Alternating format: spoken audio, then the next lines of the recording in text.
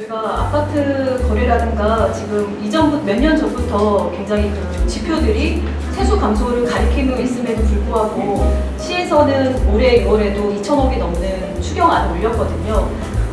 이미 골든타임이 많이 놓쳤다. 시에서는 조금 더 이걸 빨리 캐치를 해서 감액 예산을 조금 준비를 하고 있었어야 되는데 지금 10월이면 너무 많이 늦습니다. 지금 다른 타 지자체 같은 경우는 이거를 선제적으로 경기도나 광주 같은 경우는 예산을 추경 아예 반영하지 않았고 다른 타시도 같은 경우는 이미 6월, 7월, 늦어도 8월까지는 지금 감액 추경하고 있습니다.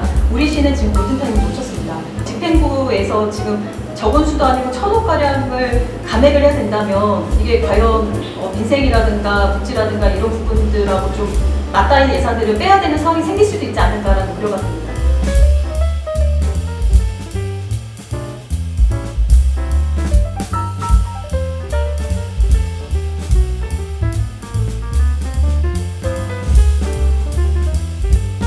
세수 부족이 현실화됐습니다. 오는 10월 지방세 감소로 세종시가 유례없는 1,000억 원 규모의 감액 추경을 추진할 예정입니다. 세종시는 재정상 지방세 의존도가 높습니다. 이 중에서 취득세 비율이 높은 우리시의 특수성을 감안했다면 올해 6월 1차 추경 당시 긴축 재산을 마련했어야 합니다.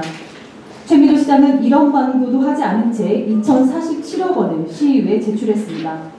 적어도 8월 임시에서는 감액 추경을 단행했어야 합니다. 더불어민주당 세종특별자치시의원 일동은 시민의 대표 최민호 시장께 건의합니다. 첫째, 세수 결손 규모를 제대로 파악하고 공개하십시오. 최민호 시장은 1,000억 원 이상 규모라고 밝혔지만 그 외에 더 없는지 확실하게 점검해서 시민들께 소상히 공개하기를 요청합니다. 둘째, 우선순위 예산을 마련해 집행해야 되는 지금 선택과 집중이 필요합니다. 긴축 재정이 불가피한 빠듯한 살림 규모에 1,000억 원가량의 공약 예산을 써야 하는 것이 과연 맞는지, 공약 예산에 몰두하다가 정작 시민에게 꼭 필요한 민생 예산을 놓치지 않을지 심히 우려스럽습니다. 대규모 예산 투입이 불가피한 시장의 공약 사업을 과감히 정리하는 농단을 내리고 세부 내역을 시의회에 제출해 주시기 바랍니다. 셋째, 향후 세종 시민의 삶과 전혀 무관한 사업은 편성하지 마십시오. 지난 6월 예산 전액 삭감했던 세종시 태권도 시범단 운영, 4대 관문 조성 같은 불효불급한 사업은 아예 편성조차 하지 마십시오. 그런 예산을 편성하다 보니 특정 단체가 시위에 난입해 불상사정 장면을 연출하게 만들었고 시민의 삶과 하등의 관계가 없는 문장대계를 만든다고 세종시가 크게 달라지는 것은 아닙니다. 지금은 그야말로 위기상황입니다. 세수 부족을 한 해, 두 해 넘기면 될 가벼운 사안으로 여기면 안 됩니다. 세종시민 모두가 감내하는 고통이고 세종시장 역시 예외가 아닙니다. 우리 모두 합심해서 이 난국을 슬기롭게 해결해야 합니다. 감액 추경까지 언급된 이 위기 상황 속에서 부디 공약 예산 대신 민생 예산을 최우선 하시라고 당부의 말씀드립니다. 더불어민주당 세종특별자치시의원 일동은 최민호 시장의 현명한 선택을 기다립니다. 시에서는 이제서야 이제 10월, 아까도 말씀드린 10월이면 많은 사업들이 이미 추진될 것이고 다른 타시도와 비교해서 너무 늦었다라는 점을 좀 지적을 하고 싶었던 것이고요. 그리고 당연히 예산 편성권은 시에게 있습니다. 하지만 의결권은 의회에게 있고 앞서 말씀드렸듯이 타시도에서 의회와 시와의 적극적인 협력 이런 어려운 난국을 타결하기 위해서는 함께 협력해야 되는 부분이 많은데 지금 시에서는 그런 적극적인 태도를 보이지 않았기 때문에 저희가 먼저 이렇게 앞서서 말씀드리는 겁니다. 저희가 지방세 중에서 가장 많은 50% 가까이 되는 게 이제 취득세인데 취득세에서도 가장 높은 게 아파트 아파트 관련해서 이제 거래 관련입니다. 2020년도에는 보시죠. 여기가 지금 세종이거든요. 25,000건 정도 거래가 됐다가 그 다음에 절반 이상 떨어진 2021년도에는 12,000건 그리고 2022년 6,700건 이거는 계속 수치가 떨어지고 있었습니다.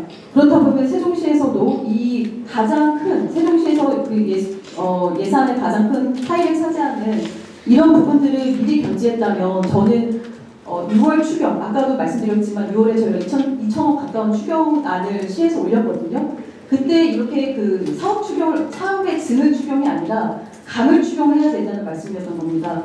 이미 숫자들이 이 세수의 전반적인 어려움이 계속 가리키고 있었는데 타시도에서 경기도나 광주에서는 추경을 하지 않았어요, 올해. 왜냐하면 세수가 줄어들 걸 알았으니까요. 근데 시에서는 추경했단 말이죠. 가면 2천억이 넘는. 일단 그런 것부터가 저희는 좀 고쳐야 됐었다, 아니했다, 그런 말씀을 드리고자 한 거고요. 첫 번째는 아까 좀 지적하셨듯이 좀 늦었다. 저희 10월에 그 추경 가액 추경을 하게 되면은 많은 사업들이 집행부에서 굉장히 고통을 감내할 수밖에 없는 게 이미 추진된 사업 외에 다른 좀 집행이 안 된 사업을 찾아내서 해야 되는데 그게 과연 1,000억 가까이 될까라는 이제 의무심이 있고, 그러니까 미리 했어야 되는 거를 너무 안이하게 늦췄다라는 거. 8월 저희가 이번에 다음 주부터 임시회가 열리잖아요. 그때 했어도 그때 해야지만 골든타임을 지킬 수 있다고 생각이 들거든요. 근데 이미 그걸 놓쳐서 10월 했다는 점, 그걸 일단 첫 번째로 짚고 싶고, 두 번째는 아까 기자님 말씀하셨듯이 공약 사업의 예산이 일단 너무 크고 많고 하기 때문에 그 공약을 추진하기 위해서는 저희가 없는 예산, 사실 이게 올해만의 문제가 아니라 이런 세수 감소라든가 이런 부분들은 지금 고물가 고금리 때문에 몇 년 동안 지속될 거란 말이죠. 그러다 보면은 과연 공약 사항을 지키는 데 있어서 저는 다시 한번 재점검을 해야 된다. 그리고 버스 무료 같은 경우 제가 좀 보여드리겠습니다. 지금 보시면은 버스가 저희가 2023년을 좀 보겠습니다. 버스 운영비가 지금 690억이라서 이 운영비에는 여러 가지 그 버스 운임이라든가 또 유류비, 그다음에 이제 버스 운영 관련된 여러 가지 비용인데요. 이게 저희가 내년만 되면은 지금 광역노선을 신설을 하잖아요. 그래서 50대를 증차해서 125억, 그다음에 인건비 등 유류비에서 45억 해서 저희가 당초에 660억에서 830억으로 지금 운영비가 증가합니다. 보시죠. 이런 부분에서. 예. 근데 저희가 버스 무료가 전체적으로 이루어지는 게 25년이잖아요. 그러면은 버스 운영비만 해도 830억 원이고, 재정지원금, 그러니까 830원 중에서 재정지원금하고 이제 무료로 되니까 시민들이 이용료를 합하면 되는데, 결국은 저희가 한 해 버스 운영비만 해도 800억 원을 들여야 되거든요. 2조의 우리 예산에서. 지금 아마 시에서는 이렇게 급격히 늘어나는 부분, 인건비, 유류비는 계속적으로 인상이 될 거고요. 그러니까 저는 다만 그렇습니다.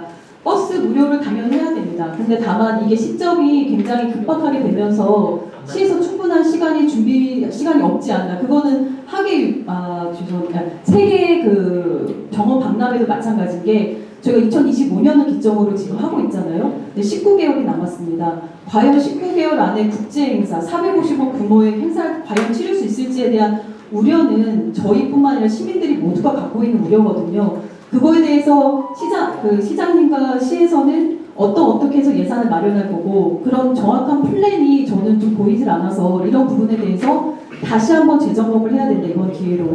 그러기 위해서 또 기자회견을 한 것입니다. 발목 잡기는 아닙니다. 5월 초 저희 임시회 때 그 직제 순서가 복지 분야가 이제 뒤로 이제 조정이 되는 사례가 있었습니다. 안 그래도 이제 그런 부분이 있다 보니까 특히 이제 민생하고 관련돼 있는 이 복지 예산 부분에서 그런 감액이 우려되지 않을까 싶어서 이런 저희 차원에서도 이제 민생 부분을 사전에 미리 이제 시에서도 고려해 주시기 요청드리는 바입니다. 네. 안전에 관련된 예산을 약 2차례에 걸쳐서 전액 삭감하는 게 발견되었습니다. 그래서 제가 좀 면밀히 보니까 거기에서 사고도 많이 발생이 되어 있었고 지속적인 인원이 있었음에도 불구하고 2차례에 걸쳐서 시급하지 않다라는 이유로 삭감이 된 부분이 있었습니다. 그래서 그런 것들은 삭감이 할 게 아니라 당연히 그게 우선시가 돼야 된다라는 생각을 하고 있습니다. 아이들 등하교하고도 관련 있는 부분이고요. 다음은 유모차를 끌고 가는 주부님들께서 제기한 민원인데, 예를 들어 경사로라든지 이런 거에 의해서 그걸 낮춰주는 작업을 보강을 해달라고 지속적으로 했음에도 불구하고, 심지어 아이들이 손편지까지 써서 유치원 아이들이 보냈음에도 전혀 일절 피드백조차도 하지 않았습니다, 시에서. 그래서 올 겨울에 또 사고가 예상되고 있어서 그걸 지금 저는 꼭 긴급히 태워야 된다고 보는데도 불구하고 본 예산에서 삭감, 추경에서 삭감되었던 사례가 있었습니다. 지금 단층제 행정구조 속에서 지금 공무원들 굉장히 어렵게 돌아가고 있는 건 아닌데, 지금 저희가 지적하는 거의 근반은 세종시장의 공약이기 때문에 미래전략본부, 박람회 조직이, 하계유대회 조직이로 지금 없는 조직이 뿔뿔이 흩어져서 지금 고군분투 중이잖아요. 그래서 아까도 말씀드렸지만 지금 안전과 복지 등 시민생활과 직결된 행정 업무를 담당할 공무원 수가 부족해서 지금 계속 인원하고 과도한 업무량이 지금 쏟아져서 저희도 지금 안타까운 입장입니다. 그래서 오늘 공약이라든가 예산도 말씀드렸지만 인력 배분에 있어서도 공약 사업이 추진되어 있기 때문에 이런 부분들도 다시 한번 봐야 된다라는 말씀드린 거고, 그리고 지난번에 시장님께서 인터뷰 중에 정원 박람회의 촉박한 일정은 알지만 그럼에도 해낼 수 있다는 것은 우리 시의 공무원 역량이라고 강조하셨잖아요. 지금 낮에는 기초자치단체 민원의 업무를 보고 밤에는 광역자치단체 기획 업무를 한다는 우리 세종시 주기 야간을 가장 잘하는 시장님의 그럼에도 불구하고가 지금 과연 공무원들에게 통했을지가 의문입니다.